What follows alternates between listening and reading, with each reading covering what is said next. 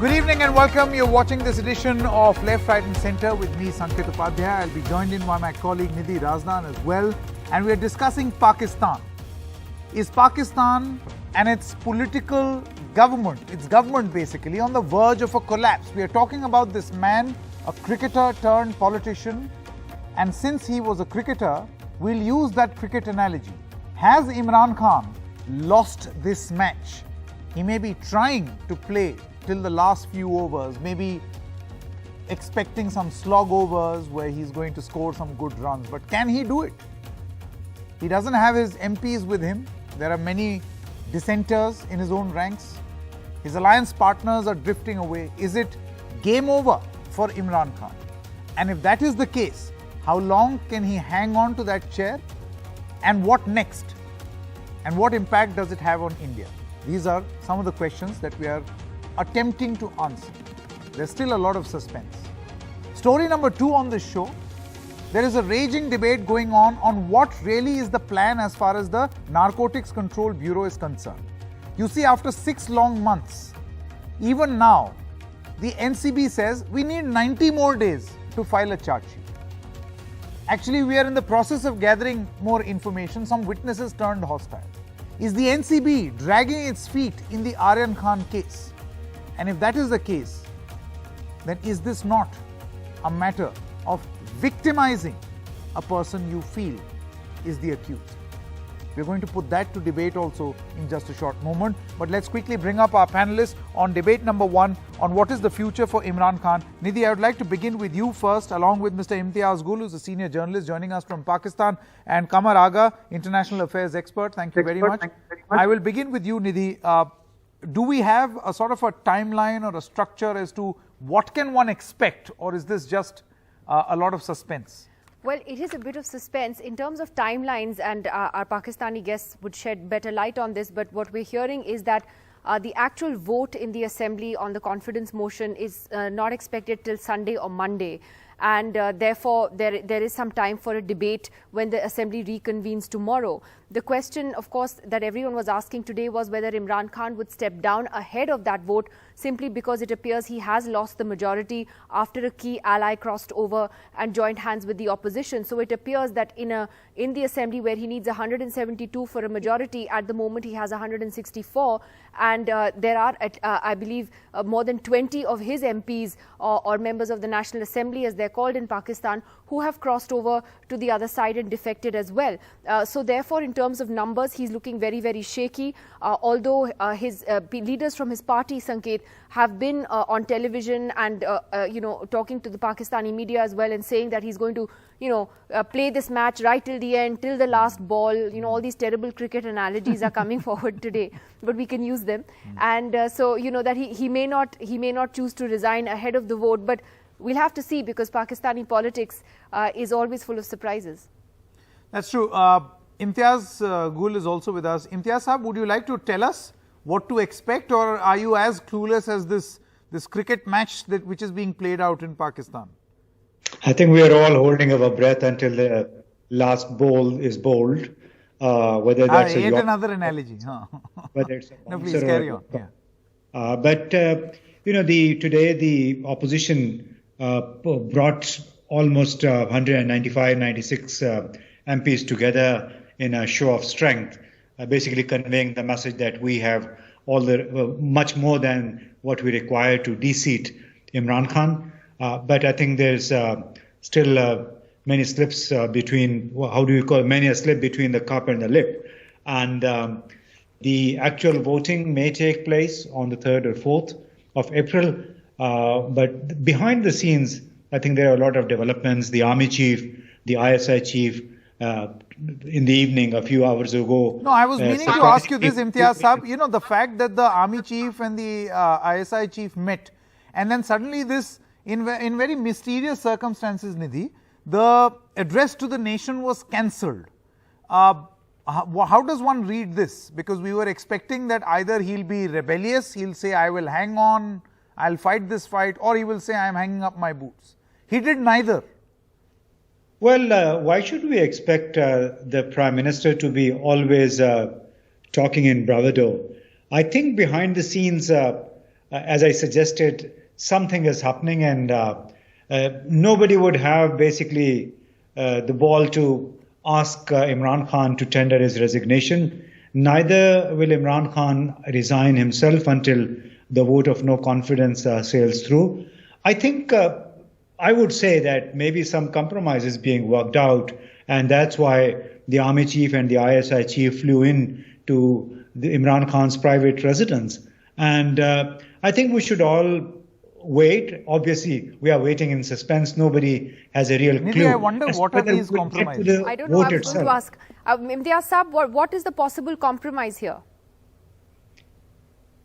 It's, I think, subject to speculation. But if somebody is asking him to step down, that is out of question. If somebody is asking him to announce early elections, possibly this he will do on his own. More than that, I think it's extremely difficult to speculate, because we have just heard that the Islamabad High Court has restrained the Prime Minister from sharing that letter that the Pakistani ambassador sent. That is a cable basically from the Pakistani ambassador in Washington, not to share this with the public. I wonder how the Islamabad High Court could issue such a restraining order, because it's a constitutional matter. Islamabad High Court has its jurisdiction only in the capital city itself, not on the government, because the government represents the federation, and only the Supreme Court would come into question if at all the Prime Minister were to be restrained from sharing the contents of... I think this has got to do with that international conspiracy angle that has been spoken about a lot in the Pakistan dynamic. Yeah. I mean, I think the only contention that, or the exception that the Prime Minister has taken, and I think so would a lot of Indians, if their Prime Minister or their ambassador were to be conveyed that they are not comfortable with the current government, and somehow, as long as the current government is there, there would be no possibility of improving relations with the United States. So that is like a veiled threat to a government, an expression of displeasure over a sitting government in Islamabad. No, but the point is, see, numbers, if it is pure, we talk pure arithmetics, the numbers don't add up. It's very clear the math does not add up for Mr. Imran Khan. So how long will he continue is the big question. Qamar Agha Saab, I want to come to you now. Internationally and more importantly in South Asia, what does this development mean for India? If Mr. Imran Khan goes, I mean, he was no great friend as far as Indo-Pak ties are concerned, but what does this mean? And in all likelihood, as we are hearing, Nidhi, that Mr. Shahbaz Sharif could be have you heard anything on who will be the successor? I wish I knew, but I mean that's the name that the opposition has floated. So let's see. But sorry, Agha Saab. Yes. There are 2-3 things, First of all, in a situation like this, we have seen it's the extremist Islamic organization, they gain grounds, So that is a major concern or worry for India. And we have seen in the past, and whenever the instability is there. Secondly, these groups are very powerful at the moment. They're very active in Afghanistan, and they have, working together. They belong to the same religious school of thought. So these are the things, some of the things. Secondly, for India, I think, the next government would like to initiate some sort of negotiations with India, because they would like to have this border with India to remain quiet, so that they could concentrate on Afghanistan. Because for Pakistan, or for the Pakistani Army, the Afghanistan is very important at the moment. That is on the top of the agenda. And earlier also, whenever they dealt with Afghanistan, they encourage the elected government or whosoever in power to negotiate with India some confidence building measures. They allow them, and once if I may interrupt, Agha Saab, in fact, just to take off on that point you made, Sanket, one of the interesting things that's emerged as far as the India-Pakistan relationship in the last year in particular is that, Imran Khan has used a lot of anti-India rhetoric for his own sort of political base back home. It hasn't helped that he's attacked the government here repeatedly. So ties have really been frozen with the civilian government for some time. But it's actually the Pakistani military, and as Aga Sahab was saying, I think with other problems that Pakistan is dealing with, whether it's with Afghanistan, etc., that seems to have made some overtures to India. For instance, it's the militaries of both countries that negotiated this ceasefire on the line of control that's still holding. That has been interesting, that the military is trying to push for some sort dialogue of with India. or some restraint. peace moves and restraint, but the civilian leadership wasn't exactly playing ball. But Imtiaz Sahab, does this have to do with the fact that you have a volatile western border and you would want to make peace temporarily on the eastern border, and that's why you've got the military negotiating some form of a truce as you figure out? It has always been the military that has been in the forefront whenever it came to Afghanistan or to India. This is nothing surprising. But I think what we have been hearing very regularly from the military top brass that Pakistan really needs to connect and develop the east-west corridor in order to expand, in order to develop. This is nothing surprising, but in the kind of situation that both countries have been going through ever since Narendra Modi Sahab assumed the Prime Minister's charge, it has been a very difficult period in the bilateral relationship, and I think most of the decisions, I would say the relationship has remained frozen, and that's why I think it gave a leeway to the military top brass to reach out, and I think the Director General Military Operations have been in contact anyway. So they are the first point of contact between the two countries. Correct. And that they've been talking even in the worst period. So this is nothing surprising. Okay. Let me quickly take some comments on coup, and then maybe I can ask those questions of our guests. Gaurav on the coup app asked this question: did Imran Khan come to power in collusion and rigging with the army? Bharti says Imran Khan was a successful cricketer, proved to be a failed politician. I mean, Nidhi, do you think Which that one this do you is want going me to to be, answer? how about the second one first? Do you think that this is going to be his legacy? A successful cricketer, failed politician? It possibly would be. I mean, he did have a massive show of strength in Islamabad just a few days ago on Sunday. So his support base in the party seems to be, again, visibly, at least on the ground, very strong. But at the same time, he has presided over an economic disaster in Pakistan for the past couple of years, Sanket. Also flirting with radical elements in the country, etc. So, his legacy as a sort of a liberal cricketer, that image that he had is very different it's from the image today.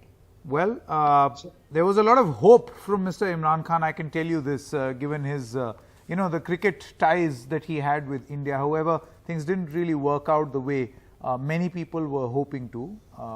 But let's see what happens. Pakistan is a very interesting space, a developing political story, and don't we love anything to do with politics. Thank you very much, all of you all, for joining us on this broadcast. Thank you.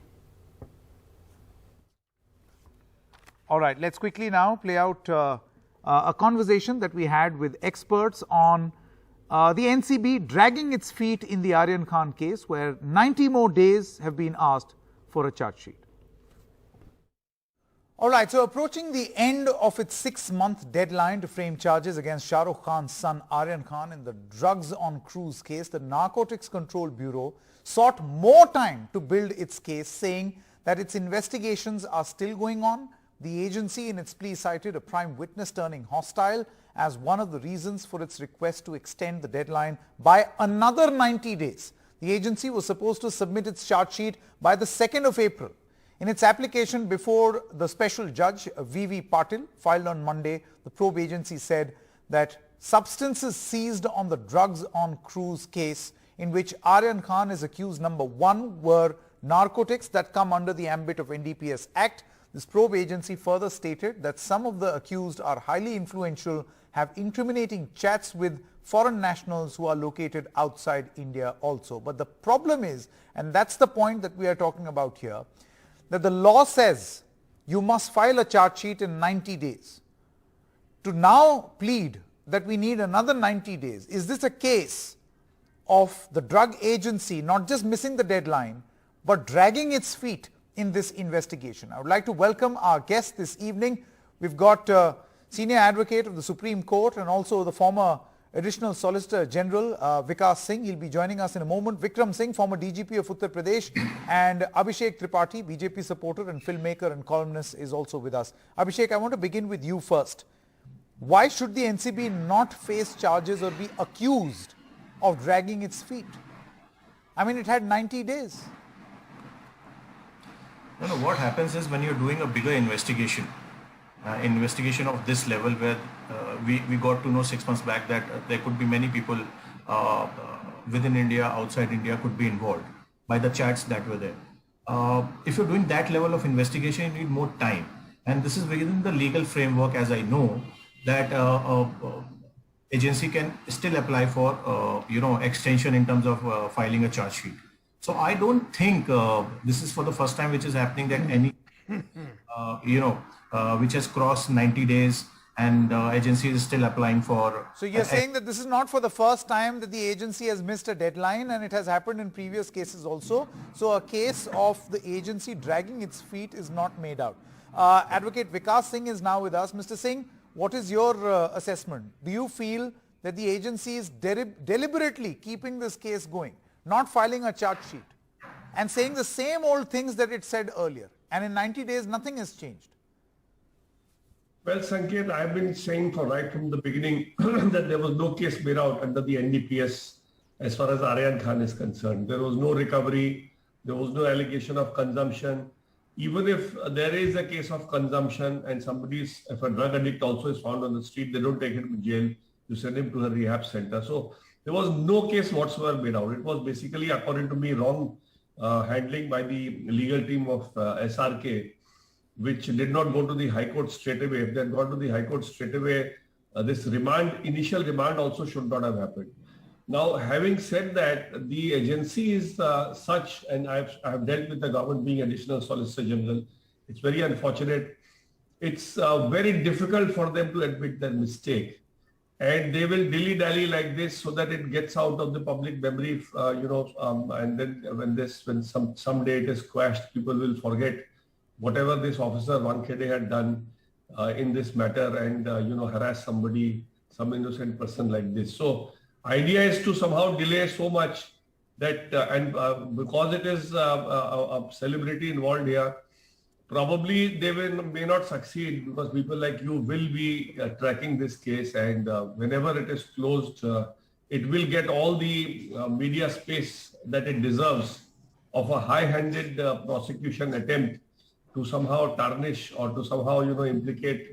But Mr. Vikas Singh, at some point they will have to file a charge sheet. So no matter how much they may procrastinate, at some point they will have to file the charge sheet, because if they don't. What they do normally in such matters is, and because of especially the media glare, and especially because they are going to come under so much of flag, that they will file some kind of a, untenable charge sheet just to get over this matter, and which will get quashed by the court, and harassment will continue till then when the charge sheet is filed, and the person will have to visit the police station and etc., and the travel restrictions have all been imposed upon him. Those will all remain. So that all will happen. Unfortunately, that's a very unfortunate thing in our jurisprudence, in our criminal justice system, that a person has to suffer all this, even if there is a completely. So I would have, if they had gone to the High Court on the first day, probably the remand would not have happened. Probably the case would have been quashed at the first instance. But having gone the wrong route and the long route of going to a trial court, that to a wrong court, then going to the right court, and then suffering an order, and then coming in to the High Court ultimately, which ruled in their favor, and he was released. They are now stuck, having taken the initial wrong route. And so now, according to me, even now somebody should advise them to file a quashing petition directly in the High Court. Sure. And that is filed. That was one way of, Okay. Okay. DGP Vikram Singh, I want to come to you now. Vikas Singh says that it's very hard for agencies to admit that they've gone wrong, that they've made a mistake. And thus they would procrastinate. They would have a very protracted negotiation. They would want, extensions to file a charge sheet. you really think that this is how an investigation of this kind can be done? More of an ego battle than actual reality? Mr. Upadhyay, I am in total agreement with Mr. Vikas Singh. There's always a best way of doing everything. Just as you have fast-track courts, you also have an expeditious investigation. This is not a routine investigation. This is one investigation and a case in which not only everybody in India, but the people from world over were eyeing and watching what the developments were. There were multiple flaws in the investigation. One, that the witnesses in the search and seizure operations appeared to be compromised. Number two, signatures are never taken in the receipt memo by the recovery officer himself. That was taken. I could go on, and perhaps the conduct of Van Khede itself leaves much to be desired. There's so much of talk, I would not like to go into that. But the fact of the matter is that when such a sensitive case, one takes pains, the entire might of the Narcotics Control Bureau was there at the beck and call of the investigation. I see no reason why one witness has turned hostile, and yet people are marking time. So for what? At the end of the day, you might have even more witnesses going hostile, material and exhibits being compromised. And I can assure you, I do not see a very rosy picture as far as the charge sheet is concerned and the outcome of the case. Under these circumstances, I'm very disappointed.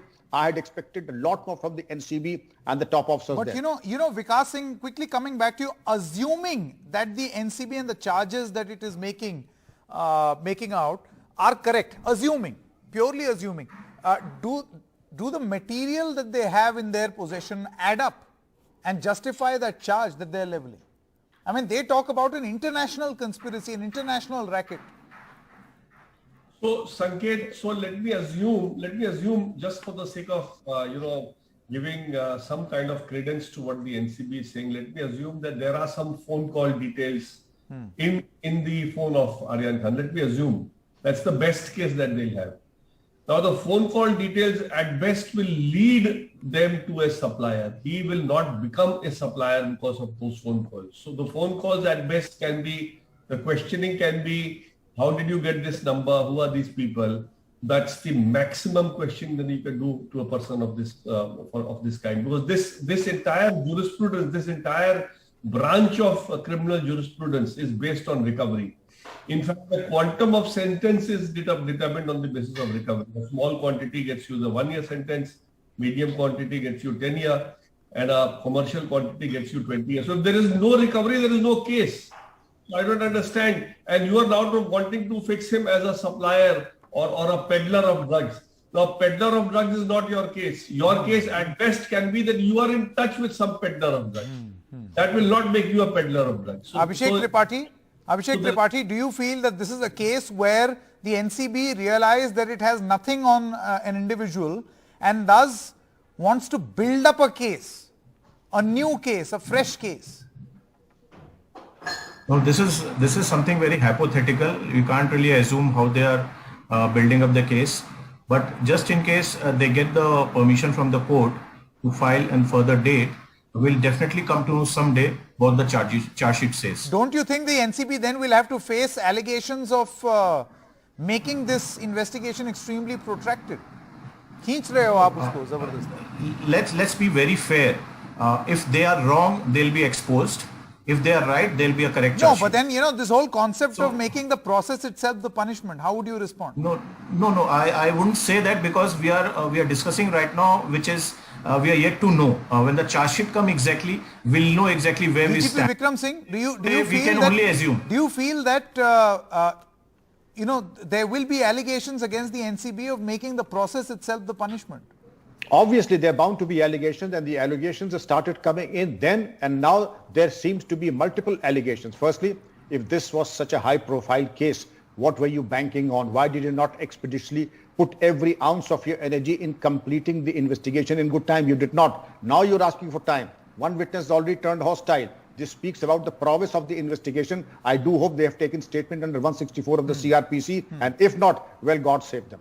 All right. Vikram Singh, Abhishek Tripathi, as well as Vikas Singh, thank you very much for joining us. Thank you.